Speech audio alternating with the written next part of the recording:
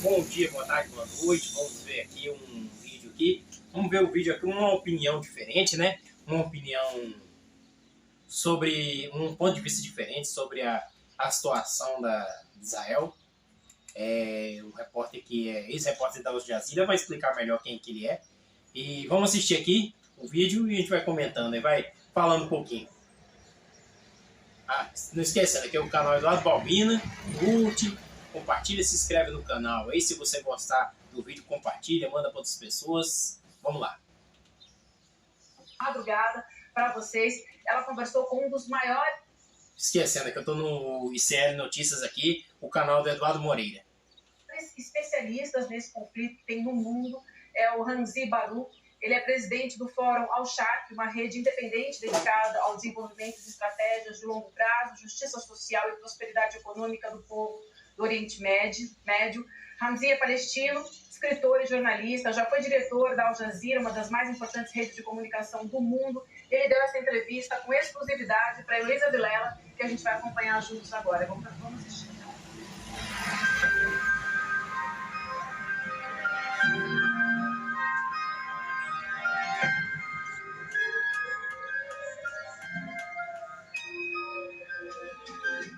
Senhor Barouk, o senhor pode nos dar o contexto do que está acontecendo na Palestina agora? A imprensa já fala em terrorismo, em ataque, muitos governos estão condenando a ação do Hamas. Attack and a lot of governments condemning the Hamas action. So please give us some context. Right. So in order for us Para entendermos o contracontexto, precisamos rapidamente tentar definir como esse assunto está sendo visto e por quê. É visto como se Israel estivesse sob ataque por parte de terroristas e que Israel tem o direito de se defender e está em uma posição moral e legal forte. Mas o que não nos diz é que Israel é uma força de ocupação militar que está ocupando a terra palestina. Isso não é o meu ponto de vista. É a lei internacional. Até os Estados Unidos reconhecem que Israel é uma força de ocupação militar, ao menos na faixa de Gaza e na Cisjordânia. A força de ocupação não pode se colocar em uma situação de autodefesa, porque quem está ocupando é quem está violando os direitos dos outros. Número 2. Israel é um estado de apartheid contra os palestinos que vivem em um sistema motivado racialmente, sem direitos legais alguns. Quando você está em uma situação como essa, e você sustenta, você alimenta essa situação e lucra com essa situação, você não está mais em posição de autodefesa. Os palestinos, de acordo com as leis internacionais, é que estão em situação de se defender.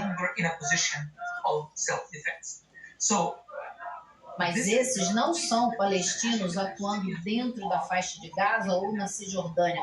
Eles estão indo para dentro de Israel. Mas vamos pensar de um ponto de vista racional. Esses palestinos em Gaza vivem sob um cerco de Israel há 17 anos. E a ocupação militar israelense desde 1967. Isso significa que temos aqui 2 gerações de palestinos que nunca experimentaram a vida como um povo livre. E essa última geração, especialmente, não conhece alternativa à guerra ou ao cerco. Eles não têm nada. Até a água de Gaza. Entre 97% e 98% de toda a água de Gaza, de acordo com a agência da ONU, é suja. Provoca doenças. Até mesmo os hospitais. Eles não têm água limpa nos hospitais de Gaza. Então, você não pode vir argumentar conscientemente que existe equivalência moral entre palestinos e israelenses. Os palestinos não são sequer cidadãos de segunda classe. Eles não são cidadãos. Eles não têm documentos, direitos, eles não votam, não têm nenhum tipo de democracia nem nada.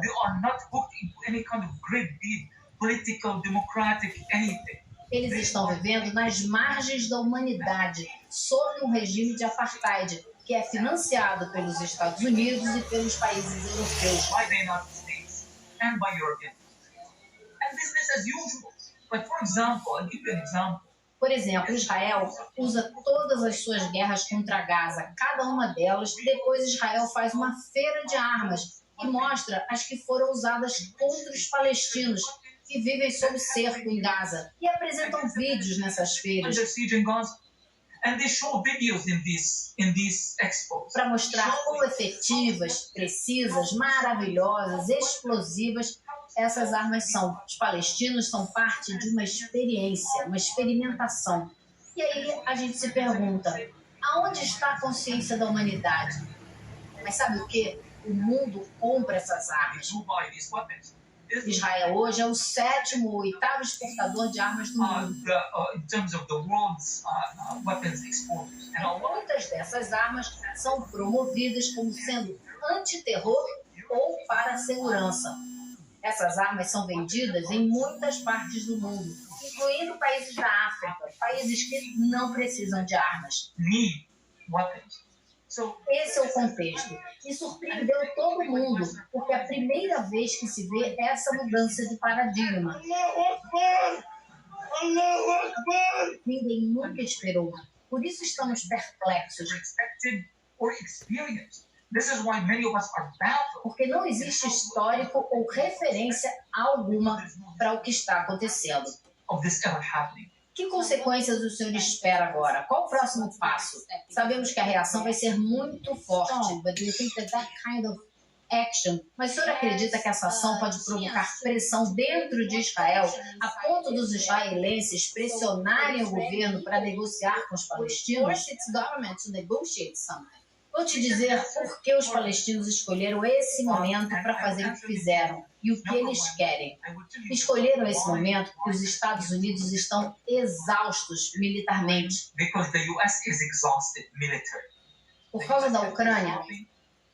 Sim. Because of E apesar de estarem lutando essa guerra através do sacrifício de outras pessoas, os Estados Unidos não têm armas. does not have weapons. They have been borrowed. Eles estão pegando emprestado, pedindo ao Marrocos, ao Egito, a outros países. Countries around the world who has this type of shells. Quem tem esse tipo de bala, esse tipo de munição, que não conseguem produzir rápido o suficiente para atender às necessidades da Ucrânia? Israelis are lacking specific kind O of shells. fato de os israelenses também não terem alguns tipos específicos de bala é porque os americanos pegaram o estoque de emergência de Israel e mandaram para a Ucrânia. Os palestinos estão prestando muita atenção a isso tudo e têm estimativas exatas de quantas armas Israel tem e por quanto tempo. The second thing they choose this particular O segundo motivo de terem escolhido essa estratégia em particular, de ir para dentro de Israel, foi porque eles sabem que Israel tem uma única arma na qual é superior aos palestinos. Palestinians don't have a standing army and Os they israelenses podem vir e bombardear e não perdem ninguém. Mas agora que os palestinos estão lá dentro, eles não podem bombardear. Israel não pode usar sua superioridade aérea para destruir a resistência dentro de Israel, porque os palestinos estão dentro das comunidades. Eles não querem ferir essas pessoas. Eles escolheram essa estratégia com esse propósito específico e também a normalização das relações. Os sauditas estavam a ponto de normalizar as relações com Israel. E os palestinos sabem que se os sauditas fizerem isso, Israel será inundado de dinheiro árabe. A economia israelense está encolhendo. 60% dos investimentos externos em Israel desapareceram em 2022. Esses números não são meus, são do governo israelense. Desapareceu porque eles não levam fé no Netanyahu. Dizem que existe um golpe contra a democracia, por causa daquela reforma do judiciário e tudo mais. Israel não é estável. Eles escolheram esse momento para demolir qualquer possibilidade de investimento externo em Israel. Isso vai custar muito caro para Israel. Essa é a estratégia. Agora vou te dizer o que os palestinos querem. Querem libertar todos os seus presos políticos, que são cerca de 5.500, e incluem nesse número os que estão presos sem acusação formal. Israel os chama de detentos administrativos e se dá o direito de manter os presos por anos sem um processo legal. Então eles querem a libertação de todos eles. também querem que Israel pare de atacar lugares sagrados cristãos e muçulmanos em Jerusalém. Além de ser uma violação das leis internacionais e da Convenção de Genebra, é uma violação também de qualquer conduta normal em uma guerra. Número 3. Querem que parem com toda a expansão dos assentamentos. Israel tem expandido os assentamentos exponencialmente nos últimos anos e todos os pedidos internacionais para que pare nunca foram atendidos pelo governo de Netanyahu. Agora, eles querem anexar a terra palestina e torná-la parte de Israel. Isso significa que os palestinos viverão na terra deles, mas legalmente a terra será de Israel. Vão se tornar estrangeiros na própria terra, como tem sido o caso desde o começo, 75 anos atrás. Eles precisam parar. E agora os palestinos sabem que têm ferramentas fortes e poder de barganha política que vai permitir uma negociação para conquistar alguns desses pontos. Ainda não sabemos o que vai acontecer, mas estou muito seguro de que o mundo, o Oriente Médio, Palestina e Israel serão totalmente diferentes quando isso tudo terminar. The Middle East, Palestine and Israel is going to be entirely different when all of this is over. Então o senhor espera que algum tipo de negociação comece como consequência dessa ação? Com certeza, tem que haver e haverá. Sabemos que comandantes e generais israelenses estão nas mãos da resistência em Gaza. Em 2011, um único soldado israelense foi libertado em troca de 1.025 presos políticos palestinos. A Jihad Islâmica já disse que tem 30, mas nós acreditamos que de 100 a 200 estejam nas mãos do Hamas, e talvez outros. Isso vai lhes dar muito poder de barganha, e acho que é isso mesmo que estão tentando criar, ter mais poder para negociar. Como está havendo a cobertura da imprensa sobre tudo isso? Are you seeing in the press coverage of this situation? A imprensa, bom, como você pode ver, as pessoas comuns nas mídias sociais estão bastante confusas, mas muitos estão falando coisas que não esperávamos. Os palestinos têm o direito de viver em paz, de se defender. E eu acredito isso ao trabalho de milhares e milhares de ativistas das mídias sociais que as pessoas estão ouvindo fora da mídia corporativa, que sempre repete a narrativa israelense. Essa narrativa continua a mesma em apoio a Israel, e ninguém espera que mude.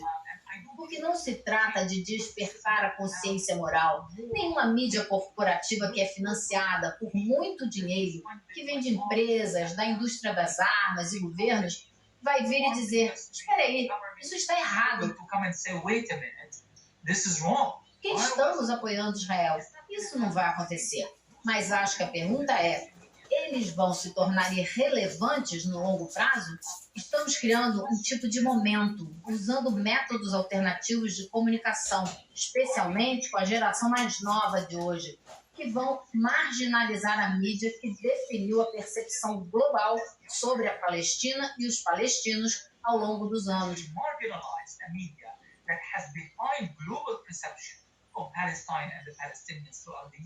Eu acho que isso está acontecendo gradualmente e já está acontecendo.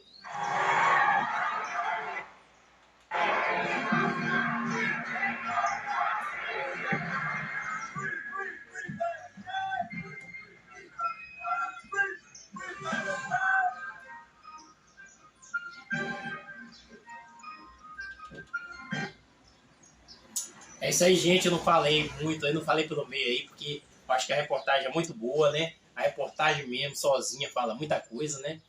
Então eu resolvi ficar calado e a gente ouvir essa reportagem, né? Eu penso que acontece? Que não existe guerra boa e não existe... Os povos, todos os povos querem paz, a maioria dos povos querem paz, mas os estados gostam de guerra, né? Então... todos nós aqui do Brasil, aqui, e a maioria, né, cristã, ao invés de tomar partido, fica condenando as pessoas, o que nós podemos fazer, nós não podemos agir diretamente lá. O que nós podemos fazer é orar para que Deus toque no coração das pessoas lá, para que esse problema seja realmente resolvido. Agora, não ficar escolhendo um lado e odiando o outro, que isso não vai resolver nada. Isso não vai melhorar em nada a situação lá. Obrigado e até o próximo vídeo.